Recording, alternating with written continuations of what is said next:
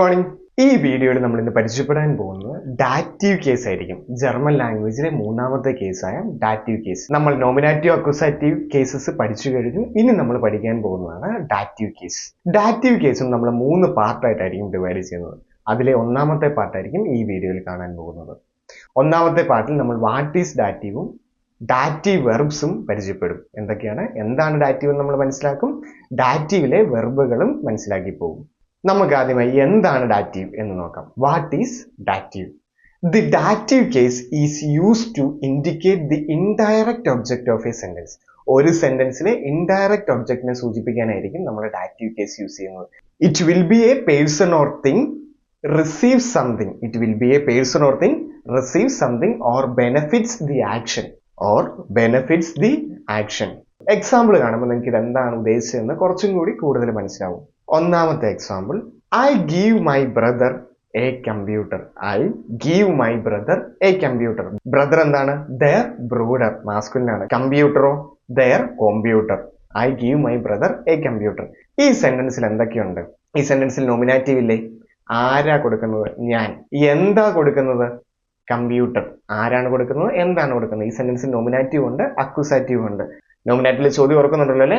ആരെ, എന്ത്. അക്യൂസാറ്റീവിലെ ചോദ്യമോ ആരെ, എന്തിനെ, എന്ത് എന്നിങ്ങനെ 3 ചോദ്യമാണ്. ഈ സെന്റൻസ് എങ്ങനെയാണ് വന്നേക്കുന്നത്? I give my brother A computer. ഈ സെന്റൻസിലെ ഇൻഡയറക്റ്റ് ഒബ്ജക്റ്റ് ഏതാണ്? ഈ സെന്റൻസിൽ എന്തെങ്കിലും ലഭിക്കുന്നത് ആർക്കാണ്? അല്ലെങ്കിൽ ബെനിഫിറ്റ് ചെയ്യുന്ന ആർക്കാണ്? ബ്രദറിനല്ലേ കമ്പ്യൂട്ടർ കൊടുക്കുന്നത്. അപ്പൊ ഈ സെന്റൻസിലെ ഇൻഡയറക്റ്റ് ഒബ്ജക്റ്റ് ഏതാണ്? My brother. ആ മൈ ബ്രദർ നമുക്ക് ഏതിലേ എഴുതാൻ പറ്റത്തുള്ളൂ? ഡാറ്റീവ് കേസിലെ എഴുതാൻ പറ്റത്തുള്ളൂ. മനസ്സിലായെന്ന് വിശ്വസിക്കുന്നു. അപ്പൊ ഈ സെന്റൻസ് എങ്ങനെ പറയും? ഇഷ് ഗേവ് മൈനം ബ്രൂഡർ. മൈനം ബ്രൂഡർ എന്തുകൊണ്ടാണ് വന്നതെന്നൊക്കെ ഉള്ളത് നമ്മൾ പുറകെ പഠിക്കും കേട്ടോ. ഇഷ് ഗേവ് മൈനം ബ്രൂഡർ ഐനൻ കോമ്പ്യൂട്ടർ. അക്യൂസാറ്റീവിലാന്ന് ഞാൻ പറഞ്ഞു. കോമ്പ്യൂട്ടർ ബെസ്റ്റിൻഡർ ആണ്. കമ്പ്യൂട്ടർ മാസ്കുലിൻ ആണ്. നമുക്ക് ഇവിടെ വന്നേക്കുന്ന ഉൺബെസ്റ്റിൻഡർ ആർട്ടിക്കിൾ ആണ്. അപ്പൊ അക്യൂസാറ്റീവ് മാസ്കുലിൻ ഉൺബെസ്റ്റിൻഡർ ആർട്ടിക്കിൾ എടുത്തപ്പോഴത്തേക്ക് എന്ത് വന്നു? ഐനൻ വന്നു. ഇഷ് ഗേവ് മൈനം ബ്രൂഡർ ഐനൻ കോമ്പ്യൂട്ടർ എന്നിങ്ങനെ വരും. മനസ്സിലായെന്ന് വിശ്വസിക്കുന്നു. അപ്പോൾ ഈ സെന്റൻസിലെ ഇൻഡയറക്റ്റ് ഒബ്ജക്റ്റ് എങ്ങനെയാണ് കണ്ടുപിടിക്കേണ്ടത് എന്ന് നിങ്ങൾക്ക് മനസ്സിലായെന്ന് വിശ്വസിക്കുന്നു. രണ്ടാമതായി ഒരു എക്സാമ്പിൾ കൂടെ നമുക്ക് നോക്കാം. She sends me a letter. Letter എന്താണ്? ദ ബ്രീഫ്, മാസ്കുലിൻ ആണ്. ഈ സെന്റൻസിൽ എന്തൊക്കെയുണ്ട്? നോമിനാറ്റീവ് ഉണ്ട്. ഷീ, ആരാണ് അയച്ചത്? അവൾ. എന്താണ് അയച്ചത്? അക്യൂസാറ്റീവ്, ദി ലെറ്റർ. ഇനി ഇതിലെ ഇൻഡയറക്റ്റ് ഒബ്ജക്റ്റ് ഏതാണ്? മീ, എനിക്ക്. ഇതിൽ എന്തെങ്കിലും ലഭിക്കുന്ന ആർക്കാണ്? എനിക്ക്. അല്ലെങ്കിൽ ഇതിന്റെ ആക്ഷന്റെ ബെനിഫിറ്റ്സ് ഉണ്ടാകുന്ന ആർക്കാണ്? എനിക്ക്. ഓക്കെ, അപ്പൊ ഇതിലെ ഇൻഡയറക്റ്റ് ഒബ്ജക്റ്റ് ഏതാണ്? മീ. അപ്പൊ ഈ സെന്റൻസ് എങ്ങനെ പറയും? സി ഷിക്ട് മിയർ ഐനൻ ബ്രീഫ്. സി ഷിക്ട് മിയർ ഐനൻ ബ്രീഫ്. ഓക്കെ, ഈ മിയർ എന്താണെന്നൊക്കെ നമ്മൾ തൊട്ടടുത്ത പാർട്ടിൽ കാണും കേട്ടോ. അപ്പൊ ഇതായിരുന്നു നമ്മുടെ ഒന്നാമത്തെ ഡെഫിനിഷൻ. ഇനി മറ്റൊരു ഡെഫിനിഷനും കൂടിയുണ്ട്. The control question for the dative is for whom or to whom. Control question for the dative is for whom or to whom. ആർക്ക് അല്ലെങ്കിൽ ആർക്ക് വേണ്ടി എന്നായിരിക്കും ഡാറ്റീവിലെ ചോദ്യം. ചോദ്യം വ്യക്തമായി മനസ്സിലാക്കി വെക്കുക. ആർക്ക് അല്ലെങ്കിൽ ആർക്ക് വേണ്ടി. for whom അല്ലെങ്കിൽ to whom. The control question for the dative is for whom or to whom.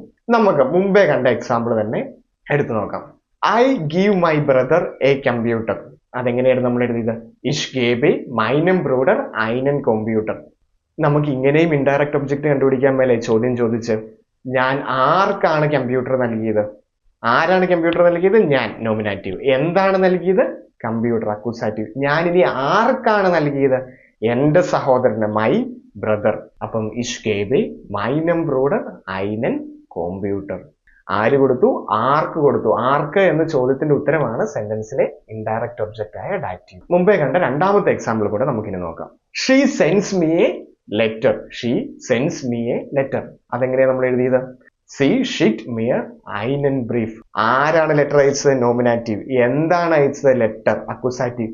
ഇനി ആർക്കാണ് ലെറ്റർ അയച്ചത്? എനിക്ക്. ഓക്കെ, സെന്റൻസിലെ വെർബിനോട് ആർക്ക് അല്ലെങ്കിൽ ആർക്ക് വേണ്ടി എന്ന് ചോദിക്കുമ്പോൾ കിട്ടുന്ന ഉത്തരവുമായിരിക്കും സെന്റൻസിലെ ഡാറ്റീവ്. മനസ്സിലായെന്ന് വിശ്വസിക്കുന്നു. ഈ ചോദ്യം വ്യക്തമായി മനസ്സിലാക്കി വെക്കുക. 3 കേസുകളിലെയും ചോദ്യം നിങ്ങൾ വ്യക്തമായി മനസ്സിലാക്കി വെക്കുക. നോമിനാറ്റീവിലെ ചോദ്യം എന്തൊക്കെയാണ്? ആര്, എന്ത്. അക്യൂസാറ്റീവിലെ ആരെ, എന്തിനെ, എന്ത്. ഡാറ്റീവിലെയോ ആർക്ക് അല്ലെങ്കിൽ ആർക്ക് വേണ്ടി, for whom അല്ലെങ്കിൽ to whom.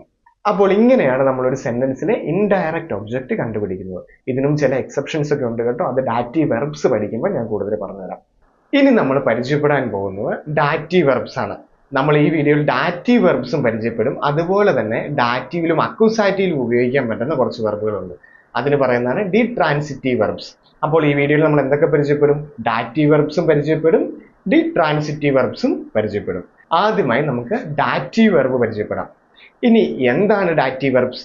The dative verbs are the verb which always requires their object in dative case. The dative verbs are the verbs which always requires their object in dative case.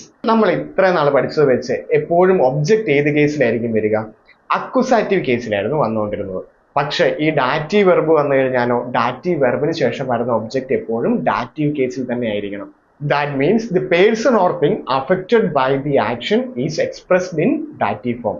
That means the person or thing affected by the action is expressed in dative form. അതായത് നമ്മൾ object dative വെർബിന് ശേഷം വരുന്ന ഒബ്ജക്റ്റുകളെല്ലാം dative കേസിലായിരിക്കും എഴുതുക. സാധാരണഗതിയിൽ നമ്മൾ ഒബ്ജക്റ്റുകളെല്ലാം mention ചെയ്തിട്ടുണ്ടിരുന്ന അക്യൂസാറ്റീവ് കേസിലായിരുന്നു. പക്ഷെ dative വെർബിന് ശേഷം എല്ലാം ഡാറ്റീവ് കേസിലായിരിക്കും. നമുക്കിനി ഒരു 15 ഡാറ്റീവ് വെർബ്സ് നോക്കാം. ഒന്നാമതായി അന്റിവോട്ടൺ. അന്റിവോട്ടൺ എന്താണ്? To answer. അന്റിവോട്ടൺ ടു ആൻസർ. അടുത്തൊരു വെർബ് ബെഗേഗ്നൻ. ബെഗേഗ്നൻ എന്ന് വെച്ച് കഴിഞ്ഞാൽ ടു എൻകൗണ്ടർ അല്ലെങ്കിൽ ടു മീറ്റ് എന്നൊക്കെ ഒരു അർത്ഥമുണ്ട്. ടു എൻകൗണ്ടർ അല്ലെങ്കിൽ ടു മീറ്റ്. അടുത്തൊരു വെർബാണ് ദാങ്കൻ. ദാങ്കൻ എന്താണ്? To thank. ദാങ്കൻ ടു താങ്ക്. മറ്റൊരു വെർബാണ് ഫോൾഗൻ. ഫോൾഗൻ എന്താണ്? ടു ഫോളോ അല്ലെങ്കിൽ ടു ഒബേ എന്നൊക്കെ ഒരു മീനിങ് വരുന്നുണ്ട്. ഫോൾഗൻ ടു ഫോളോ അല്ലെങ്കിൽ ടു ഒബേ. മറ്റൊരു വെർബാണ് ഗ്ലൗബൻ. ഗ്ലൗബൻ എന്താണ്? To believe. ഗ്ലൗബൻ ടു ബിലീവ്. അടുത്തൊരു വെർബാണ് ഗ്രാറ്റുലേറിയൻ. ഗ്രാറ്റുലേറിയൻ എന്താണ്? To congratulate. ഗ്രാറ്റുലേറിയൻ ടു കൺഗ്രാറ്റുലേറ്റ്. മറ്റൊരു വെർബാണ് ഗെഫാളൻ. ഗെഫാളൻ എന്താണ്? ടു പ്ലീസ് അല്ലെങ്കിൽ ടു ലൈക്ക്. ഇഷ്ടപ്പെട്ടു എന്നൊക്കെ പറയേണ്ടത് നമ്മൾ ഏത് വെർബ് ഉപയോഗിക്കും? ഗെഫാളൻ. ഗെഫാളൻ ടു ലൈക്ക് അല്ലെങ്കിൽ ടു പ്ലീസ്. മറ്റൊരു വെർബാണ് ഗെഹ്യോറൻ. ഗെഹ്യോറൻ. ഗെഹ്യോറൻ എന്താണ്? To belongs to. ഗെഹ്യോറൻ ടു ബിലോങ്സ് ടു. അടുത്തൊരു വെർബാണ് പാസൻ. പാസൻ എന്താണ്? ടു ഫിറ്റ് അല്ലെങ്കിൽ ടു സ്യൂട്ട് എന്നൊക്കെ ഒരു മീനിങ് വരുന്നുണ്ട്. പാസൻ ടു ഫിറ്റ് അല്ലെങ്കിൽ ടു സ്യൂട്ട്. മറ്റൊരു വളരെ ഇമ്പോർട്ടൻ്റ് ആയിട്ടുള്ള വെർബാണ്, നമ്മൾ വളരെ കോമൺ ആയിട്ട് കണ്ടുവരുന്ന ഒരു ഡാറ്റീവ് വെർബാണ് ഹെൽഫൻ. ഹെൽഫൻ എന്താണ്? To help. ഹെൽഫൻ ടു ഹെൽപ്പ്. അടുത്തൊരു വെർബാണ് ഷാഡൻ. ഷാഡൻ എന്താണ്? To damage. ഷാഡൻ ടു ഡാമേജ്. അടുത്തത് ഷ്മെക്കൻ. ഷ്മെക്കൻ എന്ന് വെച്ചാൽ ടു ടേസ്റ്റ്. ഷ്മെക്കൻ ടു ടേസ്റ്റ്. അടുത്തൊരു വെർബാണ് ഫെർസൈയൻ. ഫെർസൈയൻ എന്ന് വെച്ച് കഴിഞ്ഞാൽ ടു ഫോർഗീവ്. ഫെർസൈയൻ ടു ഫോർഗീവ്. അടുത്തത് ഫെർട്രോവൻ. ഫെർട്രോവൻ എന്ന് വെച്ച് കഴിഞ്ഞാൽ ടു ട്രസ്റ്റ്. ഫെർട്രോവൻ ടു ട്രസ്റ്റ്. അവസാനത്തെ ഒരു വെർബാണ് സുഹ്യോറൻ. സുഹ്യോറൻ എന്ന് വെച്ച് കഴിഞ്ഞാൽ ടു ലിസൺ ടു. എന്താണ്? സുഹ്യോറൻ ടു ലിസൺ ടു. ഇനി നമുക്ക് 2 എക്സാമ്പിളുകൾ കൂടി നോക്കാം. I help the man. I help the man. I help the man. Man എന്താണ്? ദർ മൻ മാസ്കുലിനാണ്. നമുക്ക് നമ്മുടെ ചോദ്യങ്ങൾ വെച്ച് തന്നെ ആദ്യം ചോദിച്ചു നോക്കാം. ആരാണ് ഹെൽപ്പ് ചെയ്യുന്നത്? ഞാൻ. അപ്പൊ സെന്റൻസിൽ നോമിനാറ്റീവ് സബ്ജക്റ്റ് ഏതാണ്? ഐ. ആരെയാണ് ഹെൽപ്പ് ചെയ്യുന്നത്? The man. ആരെയാണ് ഹെൽപ്പ് ചെയ്യുന്നത്? The man. ആരെ എന്നൊരു ചോദ്യം ശരിക്കും ഏതിലായിരുന്നു? അക്യൂസാറ്റീവിലായിരുന്നു അല്ലേ? ഓർക്കുന്നില്ലേ? ഒബ്ജക്റ്റ് എപ്പോഴും സൂചിപ്പിക്കുന്ന അക്യൂസാറ്റീവിലായിരുന്നു. ആരെ എന്നൊരു ചോദ്യവും അക്യൂസാറ്റീവിലായിരുന്നു. ആരെ സഹായിക്കുന്നു എന്നാ ചോദ്യം വരുന്നത്. പക്ഷെ ഇത് അക്യൂസാറ്റീവിന്റെ ബെസ്റ്റ് ഇൻറ്റർ ആർട്ടിക്കിൾ എഴുതാൻ പറ്റുമോ? ഒരിക്കലും പറ്റത്തില്ല. ഇത് ഡാറ്റീവ് വെർബ് ആയതുകൊണ്ട് ഡാറ്റീവിന്റെ ബെസ്റ്റ് ഇൻറ്റർ ആർട്ടിക്കിൾ യൂസ് ചെയ്യുന്നു. ഡാറ്റീവിന്റെ ബെസ്റ്റ് ഇൻറ്റർ ആർട്ടിക്കിൾ നമ്മൾ അടുത്ത പാർട്ടിൽ പഠിക്കും. ഇപ്പം ജസ്റ്റ് ഒന്ന് പറഞ്ഞു തരാം ഞാൻ. ഇഷ് ഹെൽഫെ ദെം മൻ. ഇഷ് ഹെൽഫെ ദെം മൻ. ആരാണ് സഹായിക്കുന്നത്? ഞാൻ.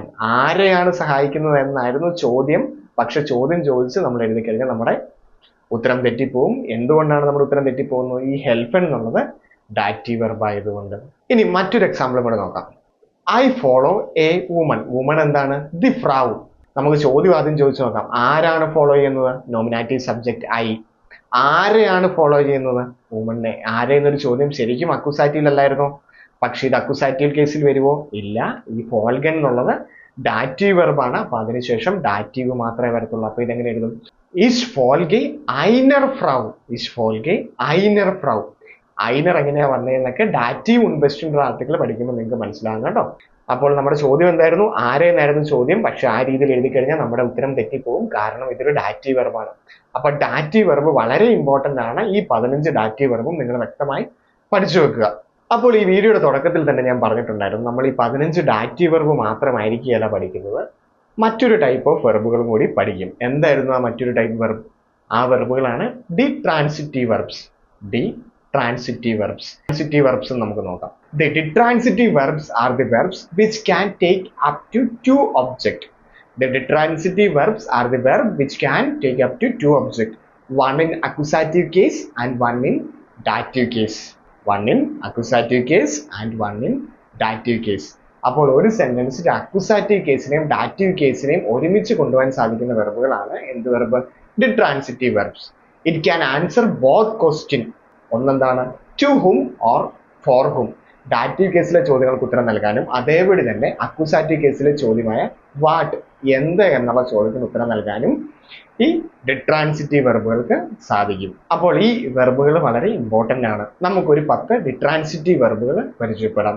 ഒന്നാമതായി ബ്രിങ്ങൻ. ബ്രിങ്ങൻ എന്താണ്? To bring. ബ്രിങ്ങൻ, ടു ബ്രിങ്.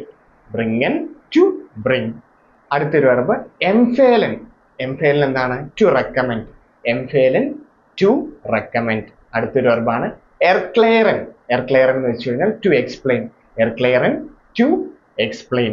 അടുത്ത ഇമ്പോർട്ടന്റ് ആയിട്ടുള്ള ഒരു വെർബാണ് ഗേബൻ. ഗേബൻ എന്താണ്? To give. ഗേബൻ, ടു ഗീവ്. അടുത്തൊരു വെർബാണ് കൊഹൻ. കൊഹൻ എന്താണ്? To cook. കൊഹൻ, ടു കുക്ക്. കൊഹൻ, ടു കുക്ക്. അടുത്തൊരു വെർബാണ് കൗഫൻ. കൗഫൻ എന്താണ്? To by.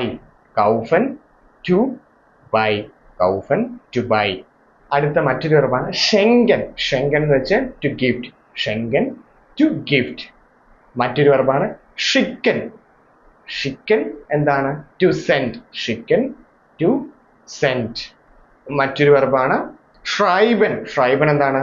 To write. ഷ്രൈബൻ, ടു റൈറ്റ്. അടുത്തൊരു വെർബാണ് ഫെർകൗഫൻ. ഫെർകൗഫൻ എന്താണ്? To cell.